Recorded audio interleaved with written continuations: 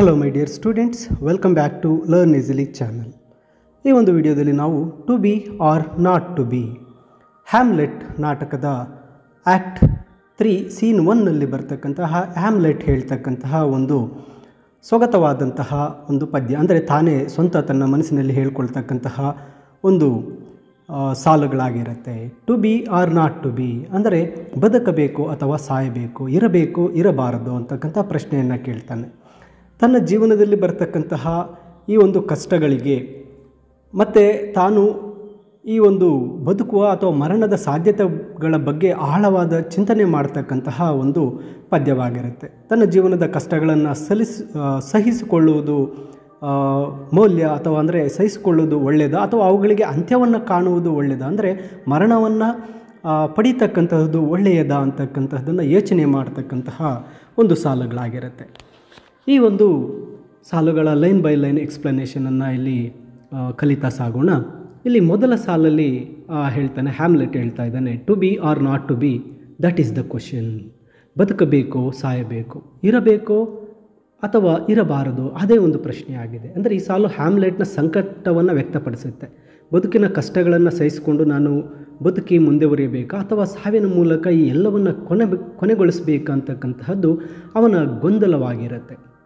Weather dish ನೋಬ್ಲರ್ in the mind to suffer, ಇದು ಮನಸ್ಸಿನಲ್ಲೇ ನೋವನ್ನು ಅನುಭವಿಸಿಕೊಳ್ತಕ್ಕಂಥದ್ದು ಶ್ರೇಷ್ಠವೇ, ನೋಬ್ಲರ್ ಇದು ಶ್ರೇಷ್ಠವೇ, ಅಂದರೆ ಜೀವನದಲ್ಲಿ ಬರ್ತಕ್ಕಂತಹ ಅವನ ಜೀವನದಲ್ಲಿ ಎದುರಾಗಿರತಕ್ಕಂತಹ ನೋವು ಕಷ್ಟಗಳನ್ನು ಮಾನಸಿಕವಾಗಿ ಆತನ ಮನಸ್ಸಿನಲ್ಲೇ ಸಹಿಸಿಕೊಂಡು ಇರ್ತಕ್ಕಂಥದ್ದು ಒಳ್ಳೆಯದೇ ಅಂತಕ್ಕಂಥದ್ದನ್ನು ಹ್ಯಾಮ್ಲೆಟ್ ಪ್ರಶ್ನೆ ಮಾಡ್ಕೊತಾನೆ. The slings and arrows of outrageous fortune, ಅಂದರೆ ಇಲ್ಲಿ ಬಾಣಗಳು ಕಲ್ಲುಗಳು ತನ್ನ ಒಂದು ಅತಿರೇಕವಾಗಿ ತನ್ನ ದುರದೃಷ್ಟವನ್ನು ಇಲ್ಲಿ ಪರೀಕ್ಷೆ ಮಾಡ್ತಾ ಇದ್ದಾವೆ ಅಂತ. ಅಂದರೆ ಆತನ ಒಂದು ದುರದೃಷ್ಟದಿಂದ ಬರ್ತಕ್ಕಂತಹ ಒಂದು ತೀಕ್ಷ್ಣವಾದಂಥ ನೋವುಗಳು ಮತ್ತು ಆಘಾತಗಳನ್ನು ಈ ಸಾಲು ಸೂಚಿಸುತ್ತೆ. ಬದುಕಿನ ಅನ್ಯಾಯದ ಒಡೆತಗಳನ್ನು ಇಲ್ಲಿ ಹೋಲಿಕೆ ಮಾಡಲಾಗ್ತಾ ಇದೆ. ಅಂದರೆ ತನ್ನ ಜೀವನದಲ್ಲಿ ಬಂದಿರತಕ್ಕಂಥ ಕಷ್ಟಗಳನ್ನು ಇಲ್ಲಿ ಕಲ್ಲುಗಳು ಮತ್ತು ಬಾಣಗಳಿಗೆ ಹೋಲಿಕೆ ಮಾಡಿ ಹೇಳ್ತಾ ಇದ್ದಾನೆ. Or to take arms against a sea of troubles, ಅಂದರೆ ಅಥವಾ ಕಷ್ಟಗಳ ವಿರುದ್ಧ ತಾನು ಶಸ್ತ್ರಗಳನ್ನು ಹಿಡಿತಕ್ಕಂಥದ್ದು ಒಳ್ಳೆಯದಾ ಅಂತ ಕೇಳ್ತಾ ಇದ್ದಾನೆ. ಅಂದರೆ ಇಲ್ಲಿ ಆ ಸಮಸ್ಯೆಗಳ ವಿರುದ್ಧ ಹೋರಾಡುವುದು, ಅಂದರೆ ಸಾವಿನ ಮೂಲಕ ಎಲ್ಲ ಕಷ್ಟಗಳನ್ನು ಕೊನೆಗೊಳಿಸ್ತಕ್ಕಂಥದ್ರ ಬಗ್ಗೆ ಈ ಸಾಲಲ್ಲಿ ಹೇಳ್ತಾ ಇದ್ದಾನೆ. To take arms against a sea of trouble, ಸಮುದ್ರದಷ್ಟು ಕಷ್ಟಗಳಿದೆ, ಅವುಗಳ ವಿರುದ್ಧ ನಾನು ಆರ್ಮ್ಸ್ ಅಂದರೆ ವಿರುದ್ಧ ಹೋರಾಡ್ತಕ್ಕಂಥದ್ದು, ಶಸ್ತ್ರಾಸ್ತ್ರವನ್ನು ಅಂದರೆ ಒಂದು ಯುದ್ಧ ರೀತಿ ಓಡಾಡ್ತಕ್ಕಂಥದ್ದು ಈ ಒಂದು ಸಾಲಲ್ಲಿ ಹೇಳ್ತಾನೆ.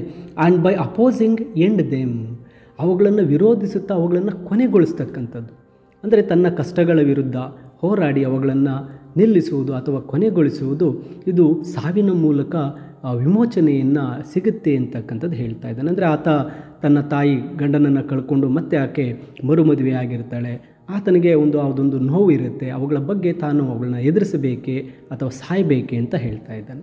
ನಂತರ ಸಾಲಲ್ಲಿ ಟು ಡೈ ಟು ಸ್ಲೀಪ್, ಇಲ್ಲಿ ಹೇಳ್ತಾ ಇದ್ದಾನೆ ಸಾಯುವುದು ಅಥವಾ ನಿದ್ದೆ ಮಾಡುವುದು, ಅಂದರೆ ಸಾವನ್ನು ಗಾಢ ನಿದ್ರೆಗೆ ಹೋಲಿಸ್ತಾ ಇದ್ದಾನೆ. ಅಲ್ಲಿ ಯಾವುದೇ ಕಷ್ಟಗಳು ಇರುವುದಿಲ್ಲ ಅಂತಕ್ಕಂಥದ್ದನ್ನ ಭಾವಿಸ್ತಾನೆ. No more and by a sleep to save we end, ಅಂದರೆ ಇಲ್ಲಿ ಆ ನಿದ್ರೆಯಿಂದ ನಾವು ಎಲ್ಲವನ್ನು ಅಂತ್ಯಗೊಳಿಸ್ತೇವೆ ಅಂತಕ್ಕಂಥದ್ದು. ಅಂದರೆ ಸಾವೆಂಬ ನಿದ್ರೆಯಿಂದ ಈ ಬದುಕಿನ ಎಲ್ಲ ನೋವುಗಳು ಮತ್ತು ಸಂಕಟಗಳು ಕೊನೆಗೊಳ್ಳುತ್ತೆ ಅಂತಕ್ಕಂಥದ್ದನ್ನ ಹ್ಯಾಮ್ಲೆಟ್ ಇಲ್ಲಿ ಬಯಸ್ತಾ ಇದ್ದಾನೆ.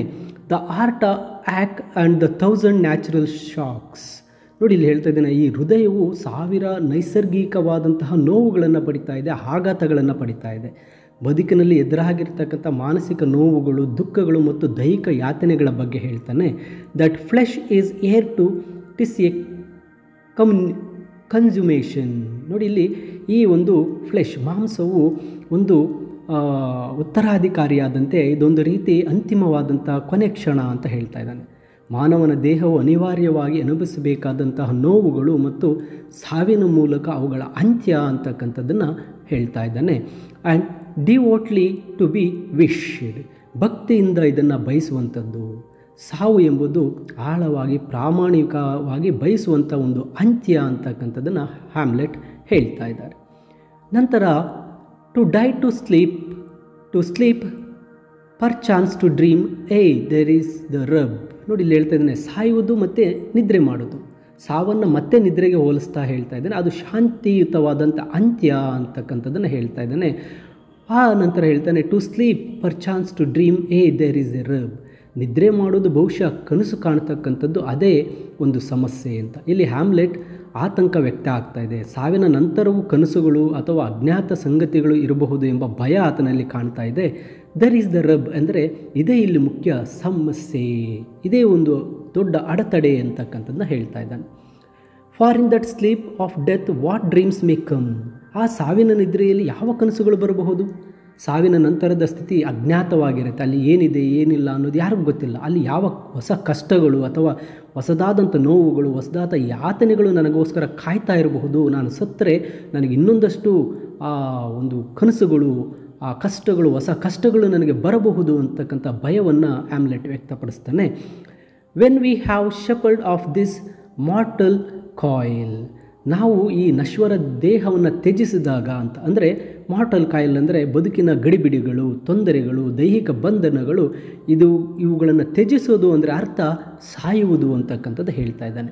Must give us pause there's the respect. ಈ ಸಾವು ನಮಗೆ ಒಂದು ವಿರಾಮ ನೀಡಬಹುದು, ಅದು ಗೌರವ, ಅದುವೇ ಕಾರಣ ಅಂತ. ಸಾವಿನ ನಂತರದ ಒಂದು ಭಯವೇ ಜನರನ್ನು ಸಾವಿನಿಂದ ತಡೀತಾ ಇದೆ. ಸಾವಿನ ನಂತರ ಒಂದು ರೆಸ್ಪೆಕ್ಟ್ ಇರ್ಬೋದು. ಅಂದರೆ ಜನರು ಸಾವಿಗೆ ಯಾಕೆ ಗೌರವವನ್ನು ಕೊಡ್ತಾ ಇದ್ದಾರೆ ಅಂದರೆ ಆ ಸಾವಿನ ನಂತರ ಒಂದು ರೀತಿ ಅಜ್ಞಾತ ಕಾಡುತ್ತೆ, ಅಲ್ಲಿ ಹೊಸ ಕಷ್ಟಗಳು ಬರಬಹುದು ಅನ್ನೋದಿರುತ್ತೆ. ಅದಕ್ಕೆ ಜನರು ಆ ಸಾವಿನಿಂದ ಭಯಪಡ್ತಾರೆ, ಅದನ್ನು ತಡೀತಾರೆ ಅಂತ ಹೇಳ್ತಾನೆ. That makes calamity of so long life. ಅದು ಈ ದೀರ್ಘ ಜೀವನವನ್ನು ಒಂದು ದುರಂತವನ್ನಾಗಿ ಮಾಡ್ತಾ ಇದೆ. ಸಾವಿನ ನಂತರದ ಭಯ ಜನರನ್ನು ಈ ಕಷ್ಟಮಯವಾದಂತಹ ದೀರ್ಘ ಜೀವನವನ್ನು ಸಹಿಸಿಕೊಳ್ಳಂತೆ ಮಾಡ್ತಾ ಇದೆ, ಈ ಜೀವನವನ್ನು ದುರಂತಮಯವನ್ನಾಗಿ ಮಾಡ್ತಾ ಇದೆ ಅಂತ ಹ್ಯಾಮ್ಲೆಟ್ ಹೇಳ್ತಾ ಇದ್ದಾನೆ. For who would beer the ವಿಪ್ಸ್ of scars of time. ಏಕೆಂದರೆ ಕಾಲದ ಹೊಡೆತಗಳು ಮತ್ತು ನಿಂದನೆಗಳನ್ನು ಯಾರು ಸಹಿಸಿಕೊಳ್ತಾರೆ? ಬದುಕಿನಲ್ಲಿ ಎದುರಾಗುವ ನಿರಂತರ ನಿಂದನೆಗಳು, ಅವಮಾನಗಳು ಮತ್ತು ಕಷ್ಟಗಳ ಬಗ್ಗೆ ಹೇಳ್ತಾರೆ. The oppressor's wrong the proud man's contumely. ಈ ದಮನಕಾರಿಯ, ಈ ತಪ್ಪು ಹೆಮ್ಮೆಯ ಈ ಮನುಷ್ಯನ ಅಗೌರವದ ಬಗ್ಗೆ ಹೇಳ್ತಾ ಇದ್ದಾರೆ. ಅಂಧಕಾರದಲ್ಲಿರುವುದರಿಂದಾಗಿ ಅನ್ಯಾಯ, ದುರಂಕಾರಗಳಿಂದಾಗುತ್ತಕ್ಕಂತಹ ಈ ಅವಮಾನಗಳು ಅಂತ ಹೇಳ್ತಾನೆ. The pangs of despised love, the law's delay. ಈ ನಿರಾಕರಿಸಿದ ಪ್ರೀತಿಯ ನೋವು, ಇವೆಲ್ಲವೂ ಸಹ ತುಂಬ ಒಂದು ನೋವನ್ನು ಕೊಡುತ್ತೆ ಅಂತ. ಪ್ರೀತಿಯಲ್ಲಿನ ನಿರಾಕರಣೆಯಿಂದಾಗಿ ನೋವು ಮತ್ತು ನ್ಯಾಯಾಲಯಗಳಲ್ಲಿನ ವಿಳಂಬ ಮತ್ತು ನ್ಯಾಯ ಸಿಗದೇ ಇರುವಿಕೆ ಬಗ್ಗೆ ಹೇಳ್ತಾನೆ. The insolence of office and the spurns. ಇಲ್ಲಿ ಅಹಂಕಾರ ಮತ್ತು ತಿರಸ್ಕಾರಗಳ ಬಗ್ಗೆ ಹೇಳ್ತಾ ಇದ್ದಾನೆ. ಅಧಿಕಾರದಲ್ಲಿರುವುದರಿಂದಾಗಿ ಒಂದು ದುರಹಂಕಾರ ಮತ್ತು ತಿರಸ್ಕಾರದ ಭಾವನೆಯನ್ನು ಅನುಭವಿಸ್ತಾ ಇದ್ದಾನೆ. The patient merit of the unworthy takes. ಅನರ್ಹರಿಂದ ಈ ತಾಳ್ಮೆಯ ಅರ್ಹತೆ ಪಡೆಯುವಂಥದ್ದು ಅಂತ. ಯೋಗ್ಯರಾದ ಜನರು ಅನರ್ಹರಿಂದ ನಿಂದನೆ ಮತ್ತು ಅನ್ಯಾಯವನ್ನು ಅನುಭವಿಸ್ತಾ ಇದ್ದಾರೆ, ಅಂದರೆ ತಾನು ಅನುಭವಿಸ್ತಾ ಇದ್ದೀನಿ ಅಂತ ಹೇಳ್ತಾ ಇದ್ದಾನೆ. When he himself might his quietus make with a bare bodkin. ಅವನು ತಾನೇ ತನ್ನ ಅಂತ್ಯವನ್ನು ಮಾಡಿಕೊಳ್ಳಬಹುದು ಮತ್ತು ಒಂದು ಸಣ್ಣ ಚೂಪಾದ ಆಯುಧದಿಂದ ತನ್ನ ಅಂತ್ಯವನ್ನು ತರ್ಕೋಬಹುದು ಅಂತ ಹೇಳ್ತಾ ಇದ್ದಾನೆ. ಅಂದರೆ ತನ್ನ ಸಾವನ್ನು ತಾನೇ ತಂದುಕೊಳ್ಳಲು ಸಾಧ್ಯವಿದೆ. ಒಂದು ಸಣ್ಣ ಚಾಕು ಅಥವಾ ಒಂದು ಚೂಪಾದ ಉಪಕರಣದಿಂದ ಆತ್ಮಹತ್ಯೆ ಮಾಡಿಕೊಳ್ಳೋದು ಅಂದರೆ ಸುಲಭವಾಗಿ ತನ್ನ ಸಾವನ್ನು ಆಯ್ಕೆ ಮಾಡಿಕೊಳ್ಳಬಹುದಾಗಿದೆ ಅಂತ ಹ್ಯಾಮ್ಲೆಟ್ ಹೇಳ್ತಾನೆ. Who would fardels bear to grunt and sweat under a weary life. ಯಾರು ಈ ಭಾರಗಳನ್ನು ಹೊರಬಲ್ಲರು? ಈ ಬದುಕಿನ ಕಷ್ಟಗಳು, ತೊಂದರೆಗಳು, ಈ ನೋವುಗಳು, ಈ ಭಾರಗಳನ್ನು ಯಾರು ಹೊರಲು ಬಯಸ್ತಾ ಇದ್ದಾರೆ? ಸಾಯೋದೇ ವಾಸಿ ಅಂತ ಹೇಳ್ತಾನೆ. ಈ ದಣಿದ ಜೀವನದಲ್ಲಿ ಅಳುತ್ತಾ ಬೆವರುತ್ತಾ ಒಂದು ರೀತಿ ಈ ಜೀವನವನ್ನು ಸಾಗಿಸೋದು ಕಷ್ಟಕರವಾಗಿದೆ ಅಂತ. ಅಂದರೆ ಈ ಕಷ್ಟಕರವಾದ ಜೀವನದಲ್ಲಿ ನಿರಂತರವಾಗಿ ನೋವು ಅನುಭವಿಸುವುದು ಮತ್ತು ಶ್ರಮಿಸುವುದು ತುಂಬ ಕಷ್ಟ ಅಂತ ಹೇಳ್ತಾ ಇದ್ದಾನೆ. But that Dred of something after death. ಆದರೆ ಸಾವಿನ ನಂತರ ಏನೋ ಒಂದು ಭಯ ಇದೆ, ಸಾವಿನ ನಂತರ ಏನೋ ನನಗೆ ಕಾದಿದೆ ಎಂಬ ಭಯವನ್ನು ಹ್ಯಾಮ್ಲೆಟ್ ವ್ಯಕ್ತಪಡಿಸ್ತಾನೆ. The discovered country from whose bourn. ಇನ್ನೂ ಕಂಡುಹಿಡಿಯಲಾಗದ ಒಂದು ದೇಶ ಮತ್ತು ಅದರ ಒಂದು ಗಡಿಯಿಂದ, ಅಂದರೆ ಸಾವು ಎಂಬುದು ಒಂದು ಅಜ್ಞಾತ ಲೋಕ, ಅದರ ಗಡಿಯಿಂದ ಯಾರೂ ಸಹ ಹಿಂತಿರುಗಿ ಬರೋದಿಲ್ಲ ಅಂತ ಹೇಳ್ತಾನೆ. No traveller returns puzzles the will. ಯಾವ ಪ್ರಯಾಣಿಕನೂ ಸಹ ಆ ಒಂದು ಸಾವಿನಿಂದ, ಆ ಜಗತ್ತಿನಿಂದ ಹಿಂತಿರುಗೋದಿಲ್ಲ ಅಂತಕ್ಕಂಥದ್ದನ್ನು ಹೇಳ್ತಾನೆ. ಅಂದರೆ ಹ್ಯಾಮ್ಲೆಟ್ ಸಾವಿನ ನಂತರದ ಅಜ್ಞಾತ ಸ್ಥಿತಿ ನಮ್ಮ ನಿರ್ಧಾರಗಳನ್ನು ಗೊಂದಲಗೊಳಿಸುತ್ತೆ ಮತ್ತು ನಮ್ಮ ಬದುಕುವ ಇಚ್ಛೆಯನ್ನು ಕುಗ್ಗಿಸುತ್ತೆ ಅಂತ ಹೇಳ್ತಾ ಇದ್ದಾನೆ. And makes us rather bear those ills we have. ನಾವು ಹೊಂದಿರತಕ್ಕಂತಹ ಕಷ್ಟಗಳನ್ನು ಸಹಿಸಿಕೊಳ್ಳುವಂತೆ ಮಾಡುತ್ತೆ. ಸಾವಿನ ನಂತರದ ಅಜ್ಞಾತದ ಭಯದಿಂದ ನಾವು ಬದುಕಿರುವಾಗಲೇ ಅನುಭವಿಸುವಂಥ ಕಷ್ಟಗಳನ್ನು ನಾವು ಸಹಿಸಿಕೊಂಡು ಅವುಗಳ ಜೊತೆ ಬಾಳಲು ಸಿದ್ಧರಾಗ್ತೇವೆ, ಆ ಸಾವನ್ನು ಬಯಸೋದಿಲ್ಲ ಅಂತ ಹ್ಯಾಮ್ಲೆಟ್ ಹೇಳ್ತಾರೆ. Then fly to others that we know not of. ನಮಗೆ ತಿಳಿದಿಲ್ಲದ ಇತರರ ಕಡೆಗೆ ಹೋಗೋದಕ್ಕಿಂತ, ಅಂದರೆ ಸಾವಿನ ನಂತರದ ಅಜ್ಞಾತ ಕಷ್ಟಗಳಿಗೆ ಎದುರಿ ನಮಗೆ ಗೊತ್ತಿಲ್ಲದ ಹೊಸ ತೊಂದರೆಗಳನ್ನು ಎದುರಿಸುವುದಕ್ಕಿಂತ ಈಗಿರುವಂತಹ ಕಷ್ಟಗಳನ್ನು ಸಹಿಸಿಕೊಳ್ಳುವುದೇ ಉತ್ತಮ ಅಂತಕ್ಕಂಥದ್ದನ್ನು ನಾವು ಭಾವಿಸ್ತೇವೆ. Thus conscience doth make cowards of us all. ಹೀಗೆ ನಮ್ಮ ಆತ್ಮಸಾಕ್ಷಿ ನಮ್ಮನ್ನೆಲ್ಲ ಹೇಡಿಗಳನ್ನಾಗಿ ಮಾಡುತ್ತೆ. ಸಾವಿನ ನಂತರ ಏನಾಗಬಹುದು ಎಂಬ ಒಂದು ನೈತಿಕ ಅಥವಾ ಅರಿವಿನ ಭಯ ನಮ್ಮನ್ನು ದುರ್ಬಲರನ್ನಾಗಿ ಮಾಡ್ತಾ ಇದೆ ಅಂತ ಹೇಳ್ತಾನೆ. And Dus the native hue of resolution. ಹೀಗೆ ಆ ಒಂದು ಸಂಕಲ್ಪದ ಒಂದು ರೆಸೊಲ್ಯೂಷನ್ ಅಂದರೆ ಮೂಲತಃ ಇದ್ದ ಧೈರ್ಯ ಮತ್ತು ನಿರ್ಧಾರ ತೆಗೆದುಕೊಳ್ತಕ್ಕಂಥ ಸಾಮರ್ಥ್ಯದ ಬಗ್ಗೆ ಹೇಳ್ತಾ, is sicklied over with the pale cast of thought. ಆಲೋಚನೆಯ ಒಂದು ಮುಸುಕಾದ ಛಾಯೆಯಿಂದ ಮಂಕಾಗಿದೆ ಅಂತ. ಅತಿಯಾದ ಚಿಂತನೆ, ಅತಿಯಾದ ಆಲೋಚನೆ ಮತ್ತು ಒಂದು ಅನಿಶ್ಚಿತತೆ ನಮ್ಮ ನಿರ್ಧಾರಗಳನ್ನು ದುರ್ಬಲಗೊಳಿಸ್ತಾ ಇದೆ. And enterprises of great pith and moment.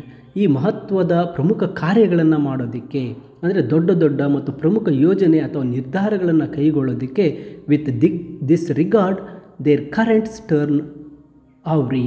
ಈ ಕಾರಣದಿಂದಾಗಿ ಅವುಗಳನ್ನು ನಾವು ತಪ್ಪಾದ ಮಾರ್ಗಕ್ಕೆ ತೆಗೆದುಕೊಂಡು ಹೋಗ್ತೀವಿ. ಅಂದರೆ ನಮ್ಮ ಜೀವನದಲ್ಲಿ ಇರ್ತಕ್ಕಂಥ ಮಹತ್ವದ ಕಾರ್ಯಗಳನ್ನು ಮಾಡೋದಕ್ಕೆ, ಪ್ರಮುಖ ಕಾರ್ಯಗಳನ್ನು, ನಿರ್ಧಾರಗಳನ್ನು, ದೊಡ್ಡ ದೊಡ್ಡ ಒಂದು ನಿರ್ಧಾರಗಳನ್ನು ಕೈಗೊಳ್ಳಬೇಕಾದ್ರೆ ಈ ಭಯದಿಂದ ಏನು ಮಾಡ್ತಾ ಇದ್ದೇವೆ, ಅವುಗಳನ್ನು ತಪ್ಪಾದ ಕಡೆಗೆ ತೆಗೆದುಕೊಂಡು ಹೋಗ್ತೇವೆ.